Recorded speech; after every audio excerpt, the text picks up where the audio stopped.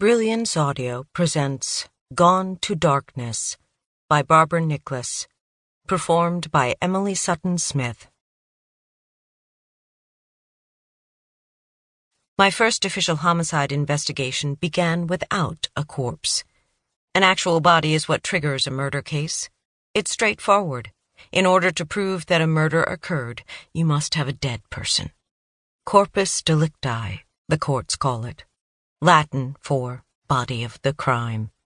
All I had on that foggy, still dark morning, as my canine partner and I drove through the outskirts of Denver, was a message on my phone from a railroad cop named Heinrich. And a bad feeling. After our brief conversation, Heinrich had stopped answering his phone. Next to me, in the console, a cup of 7-Eleven coffee steamed into the air. Ray Willie Hubbard sang on the radio about righteous killing. I drove with both hands on the wheel, as patches of the highway were slick with black ice. When I test-tapped the brakes, the Chevy Tahoe skated sideways. Beside me, Clyde made a noise in his throat. I dropped my speed. "Easy, pal," I said. Oncoming headlights flared against the windshield, skirted off the side windows, then vanished behind us, taillights aglow like baleful eyes. The date was March 15th.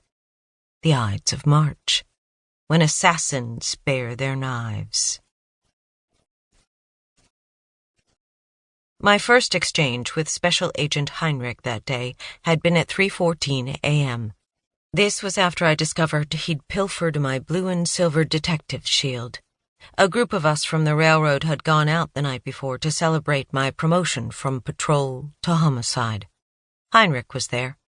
My former boss, Deputy Chief Mauer, too, and about 20 railroaders I'd worked with during my 2 years as a cop with Denver Pacific Continental. It was a damn weird party. Half celebration for my success, and half mourning that my promotion meant I'd likely never return to the railroads. I think a few of us cried. Or maybe it was just me. 3 drinks in and still hung up on whether I'd made the right choice to put the railroads in my past. In Denver PD, I was the golden girl on the fast track. 6 months in patrol, and now 3 weeks into my on-the-job training as a homicide detective with the Denver Major Crimes Unit. My serendipitous rise had coincided with a nasty series of sexual harassment charges inside the department. The chief needed to show the good citizens of Denver that their police had a zero-tolerance policy toward caveman behaviors, and that they enthusiastically promoted women. Which was where I came in. Sydney Rose Parnell. Poster child. I test-tapped the brakes again, felt the tires grip, and rewarded myself with a one-handed sip of coffee. I was officially on probation for 3 more months.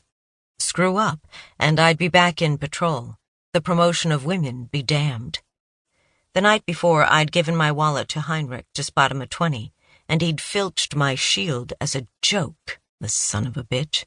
I hadn't noticed until dark 30. After a case of nerves had gotten me up hours before the alarm, and I'd spotted the voicemail from Heinrich.